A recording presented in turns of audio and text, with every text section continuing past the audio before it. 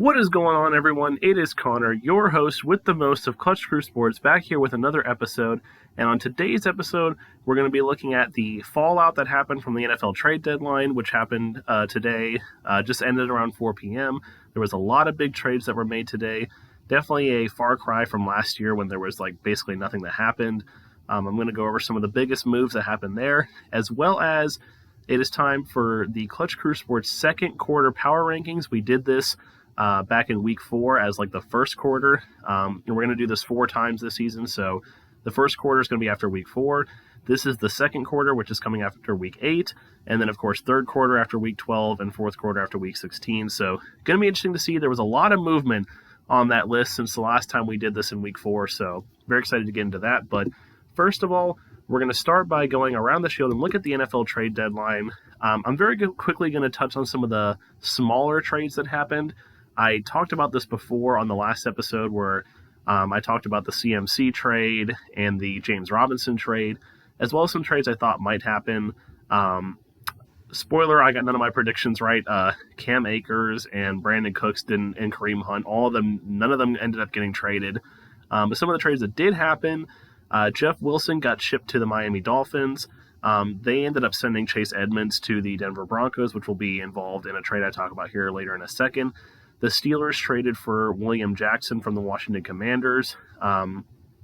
Interesting move there, bringing in some cornerback depth to the Steelers. I also like the Jeff Wilson move for the Dolphins. I think he's a better running back than Chase Edmonds. Kadarius Toney getting traded to the Kansas City Chiefs, upgrading their receiving room there to pair him with Juju and Marquez Valdes-Scantling, as well as McCole Hardman. So a lot of interesting receiving talent there. The Eagles traded for Robert Quinn. I said he was going to end up going to the Los Angeles Chargers. He ends up going to the Eagles. I'll be interested to see how he does there. Nyheim Hines getting traded to the Buffalo Bills for Zach Moss. So Zach Moss ends up going to the Colts. I think definitely a good move for the Buffalo Bills. They get a true third down pass catching back with him. And then Calvin Ridley, the biggest interesting one here on this one is Calvin Ridley getting traded to the Jacksonville Jaguars. Definitely going to be interesting given that, of course, he's suspended for this whole season, so it's not like he's going to play this year. I'm not sure how Zach and Eric really feel about it. I know the stuff that got traded in the trade was some conditional picks, which one of them could end up being a second-round pick if the conditions are met, but definitely a very interesting trade there for the Jacksonville Jaguars. But going ahead and moving on, I've got 4 trades that I picked out as the biggest trades that happened today. The first of which actually happened a couple days ago. It was the Baltimore Ravens traded for Roquan Smith from the Chicago Bears.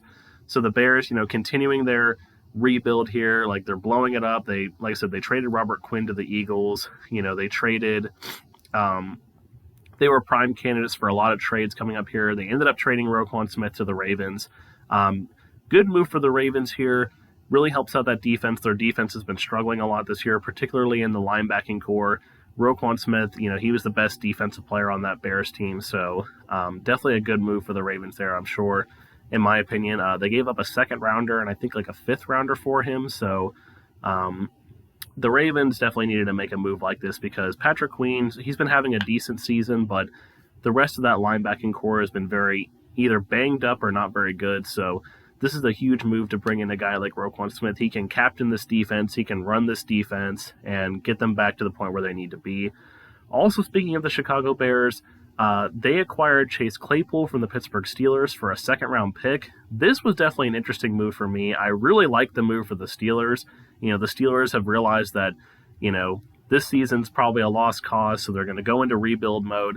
Sending Claypool off to the Bears, a second-round pick is definitely very surprising to me. I was amazed that they got that much for him. I thought it would maybe be a 4th rounder or a 5th rounder, especially given that the second-round pick that they got from the Bears was the Bears' second-round pick, not the one that the Ravens gave to the Bears, but it was the Bears' original second-round pick. So this could potentially end up being a very high second-round draft pick given where the Bears are right now. So definitely really like the move for the Pittsburgh Steelers. And Claypool, he just really wasn't thriving at all on the Steelers' offense. He's been very mediocre during his time, so definitely like the move for the Steelers.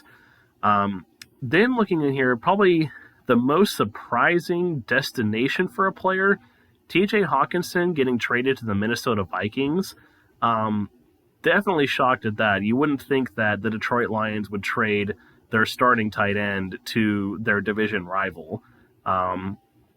Definitely not something you would think. Normally when teams are trading away some of their better players, they not only want to trade them outside of the division, but they want to trade them outside of the conference as well. So definitely very interesting there for them.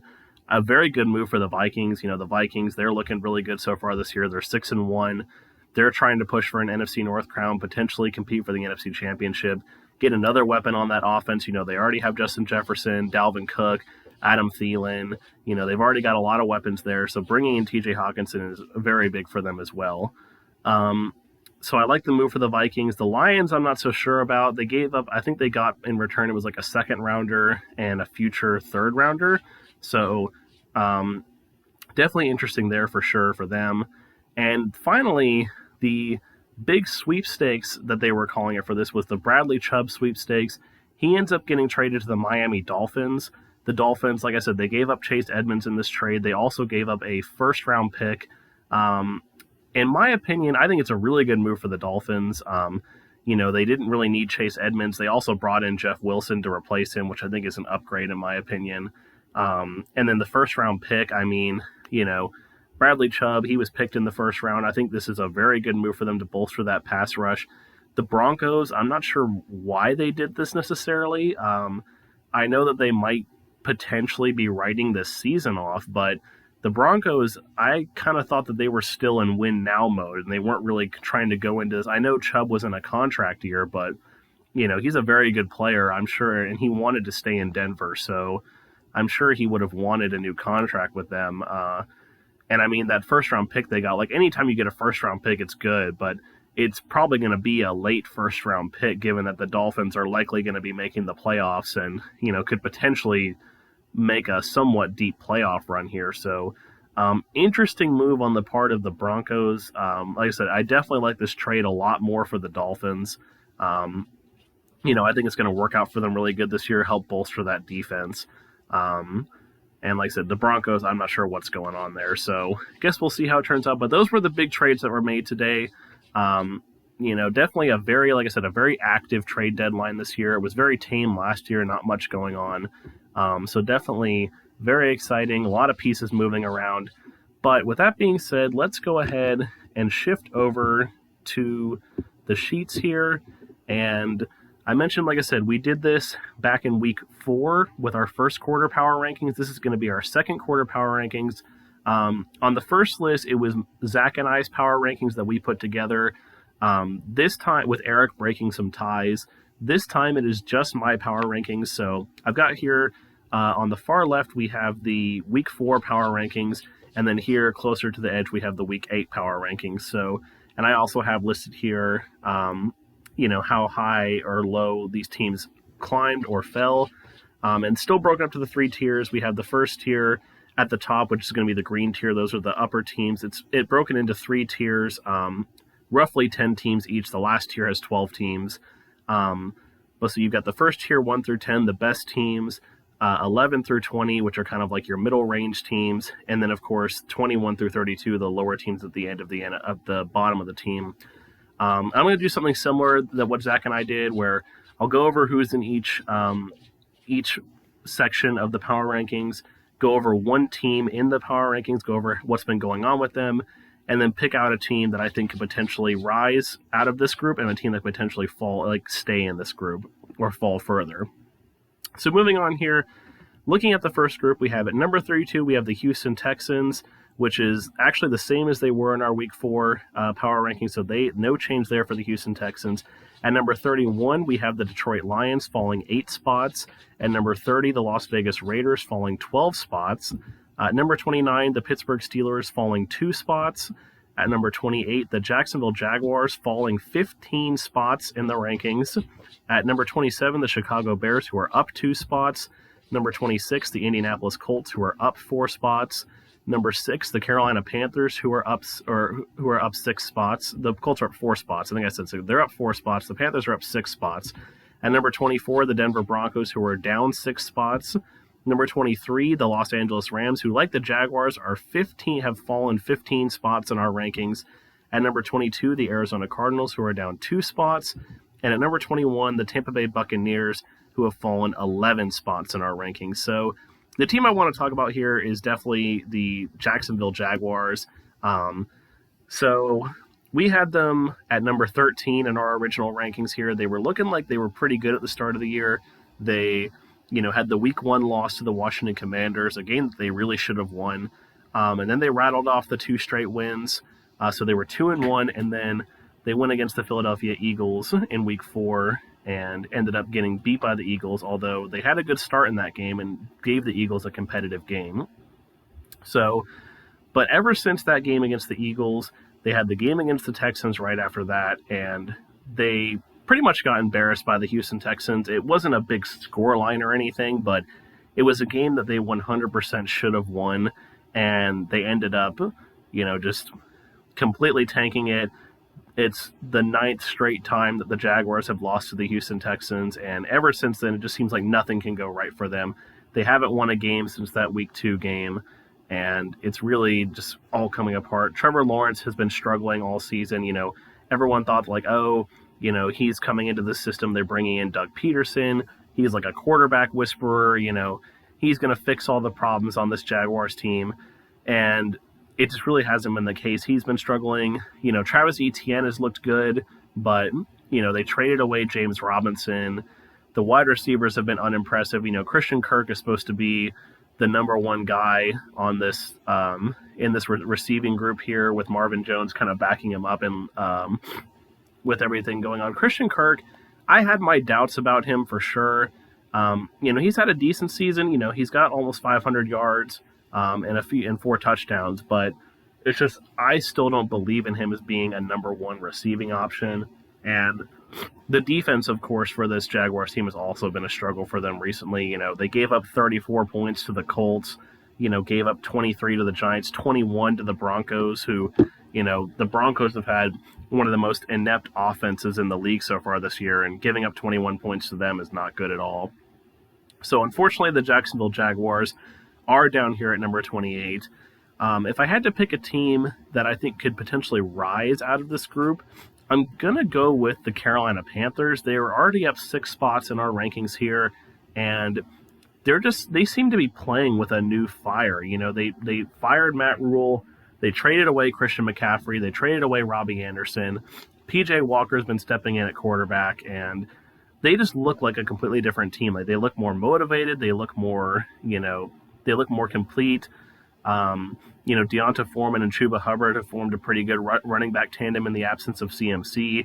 Their defense is still really good. DJ Moore is an outstanding receiver, although he did unfortunately cost them that game against Atlanta last week. It's one of those things that the Panthers were potentially an excessive celebration penalty away from being in first place in the NFC South right now. So I could see the Carolina Panthers potentially moving up out of this tier at some point. By no means do I think that they are going to make the playoffs. I think winning the division would be a little bit of a stretch for them. I still think the Falcons probably have the best chance of that right now. But I could definitely see them breaking their way into that second tier. As for a team that I think is going to stay down here, I do have to go with the Las Vegas Raiders here. This is the team that, we had them at number 17 in our original rankings, more of just a reflection of, even though that they were, 1-3 at the time, it was just more of a reflection of the talent on the team and how we thought they could get better.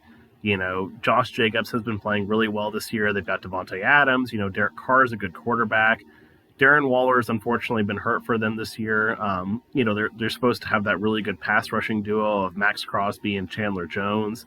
And the Raiders just can't seem to find a way to win games. They got embarrassed by the Saints this past week, lose in a blowout loss 24-0. Their only wins so far this year coming against the Broncos and the Texans. I don't know. I just don't see them. It's like at some point I feel like something's going to hold them back and they're not going to be able to really climb out of this tier. I thought that they might be able to. I thought they might be able to climb out of it with a little bit better play. just given all the talent they have. But so far, they haven't done much better. So I think the Las Vegas Raiders are going to be stuck here in this tier for a good long while. I don't expect them to climb out. So moving on to the next tier here, we've got the middle tier on our list. So at number 20, we have the Cleveland Browns, who are down 4 spots from their original ranking. At number 19, we have the Green Bay Packers, who are down 13 spots from their original ranking. At number 18, the New Orleans Saints, who are up 7 spots. At number 17, the Washington Commanders, who are up 11 spots. At number 16, the Atlanta Falcons, who are up 8 spots. At number 15, the Cincinnati Bengals, who are down 6 spots. At number 14, the Los Angeles Chargers, who are down 9 spots. At number 13, the New York Jets, who are up 9 spots. At number 12, the New England Patriots, who are up 14 spots from their original ranking. And at number 11, the San Francisco 49ers, who are up 8 spots from their original ranking. Now, the team I want to talk about here is going to be the Green Bay Packers. This is a team that actually started out the year 3-1. But it was definitely a very cautious 3-1. It was one of those teams that, they're 3-1, but you're not so sure how good they actually are. And their struggles have just continued since then. They've lost 4 games in a row. At least in fairness to them, their last loss came against the Buffalo Bills, who, they're looking like one of the best teams in the league right now. So, no shame losing to the Buffalo Bills up in Buffalo. That was also a road game. So definitely tough for them there as well.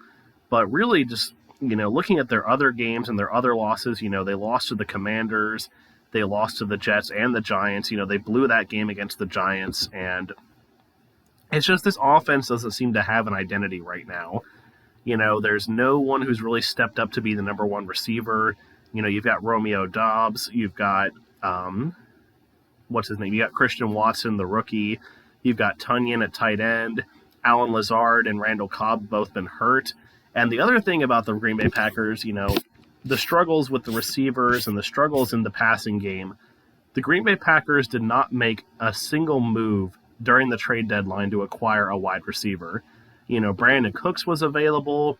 They tried to go after Chase Claypool from what I heard. There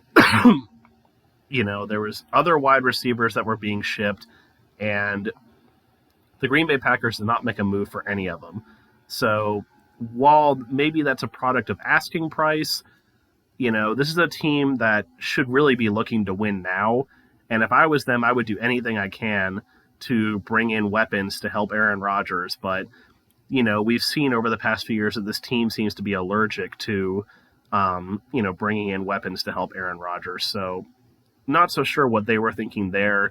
Definitely a head scratcher, but really their only offense at this point is the run game. Aaron Jones and A.J. Dillon are a very good rushing duo, and they've got a good defense too. It's just that Rodgers is not on the same page with these receivers. And, when you have an offense that's built heavily around a passing attack, if that's not working, then your offense isn't going to work for you. So I could potentially see the Green Bay Packers, maybe climbing out of this tier later in the season, if they can start to get things together. But it's going to be really tough for them going forward if they can't, work out the receiver problems, and if they can't have someone that can step up and be that number one receiver, because, there's a lot of talent on the rest of this team. But, again, like I said, this team is based around the passing game, and they've been struggling really hard. So it'll be interesting to watch them going forward. Looking at a team that I think that could climb out of this tier, this is a really tough one for me, but I think I'm going to I guess I'll just have to go with the San Francisco 49ers, who are right outside of this. The Niners, they're getting healthy. They're, I know that they traded for Christian McCaffrey. Like, this team, they have some of the best position players in the league. McCaffrey's one of the best running backs. Kittle's one of the best tight ends. Deebo Samuel is a top 15, possibly top 10 wide receiver. Brandon Ayuk's a really good wide receiver.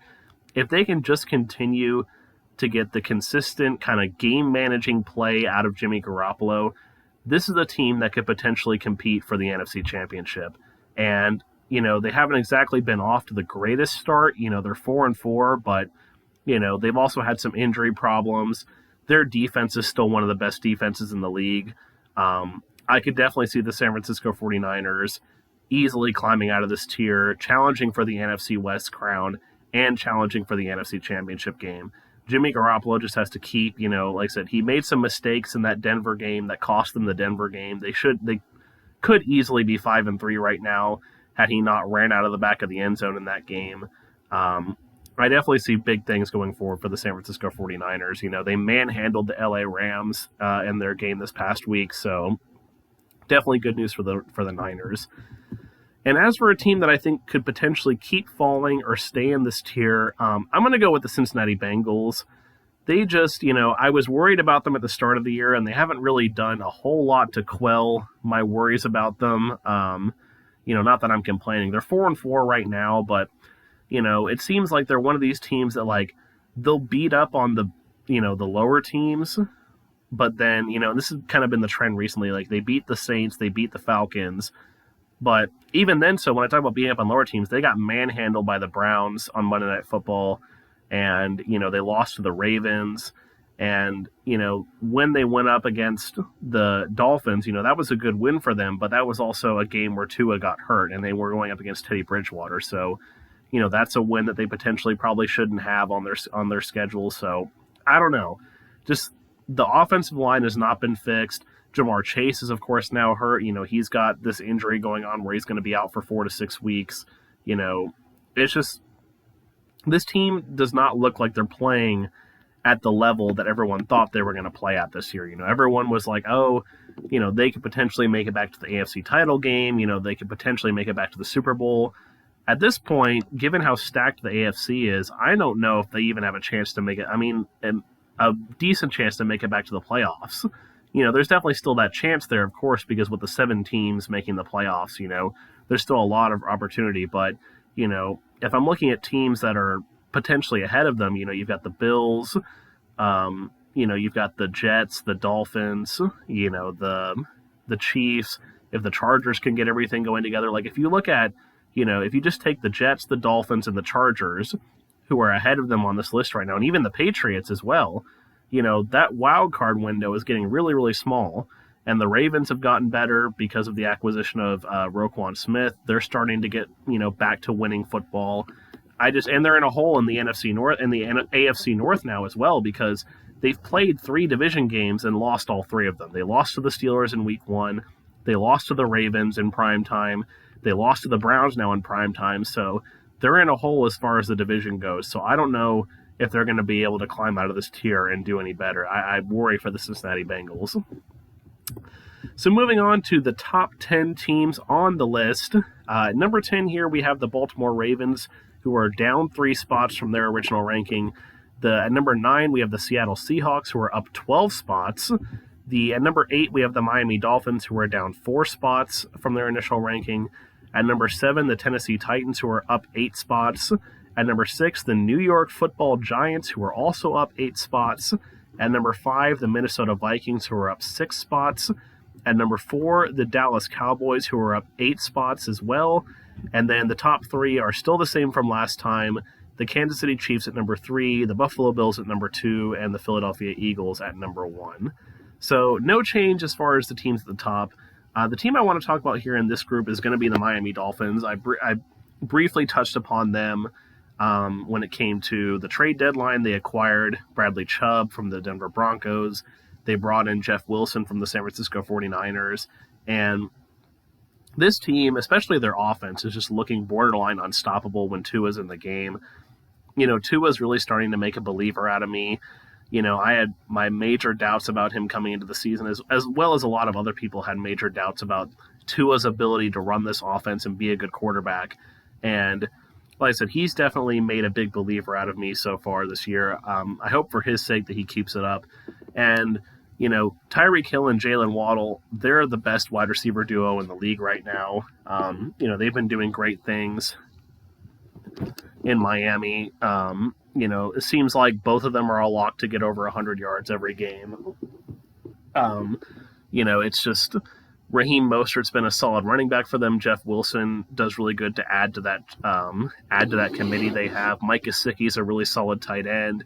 And Tua, he's been able to be two-dimensional with his play. It seems like he that hit that he took, that concussion that he got, hasn't scared him at all. He still seems to be very comfortable maneuvering out of the pocket, running the ball when he has to.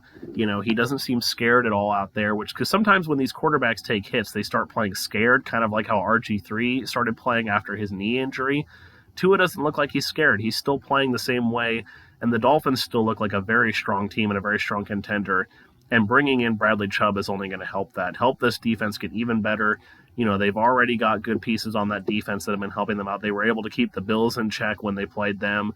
They still have another game against the Bills. I do still think the Bills are a better team, but they can definitely bring a challenge to the Bills. And, the Bills, they're a really good team, and I still consider them easily the favorites for the AFC East, but they could still easily get competition from the Miami Dolphins and, make it difficult for them to just win the division easily.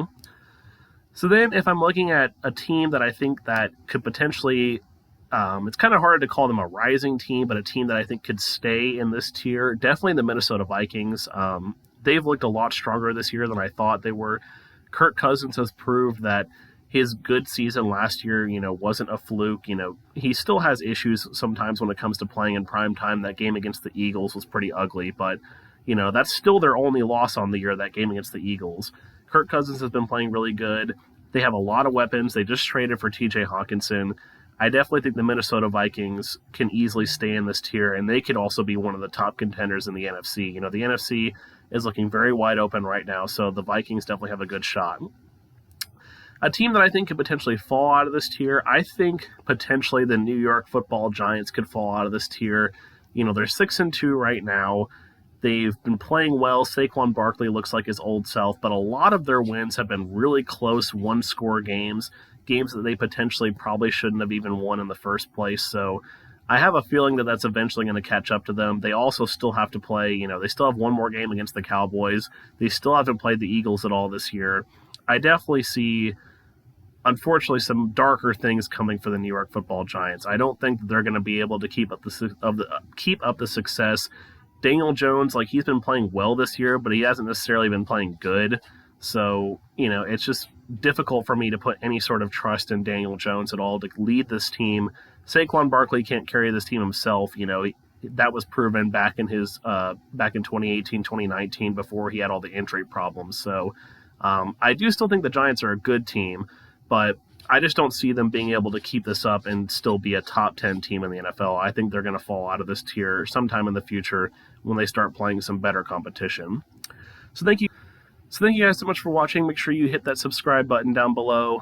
Hit the like button. Leave a comment down below whether you agree with my takes on the trade deadline, if you agree with the power rankings, what you agree with, disagree with. Make sure you let me know.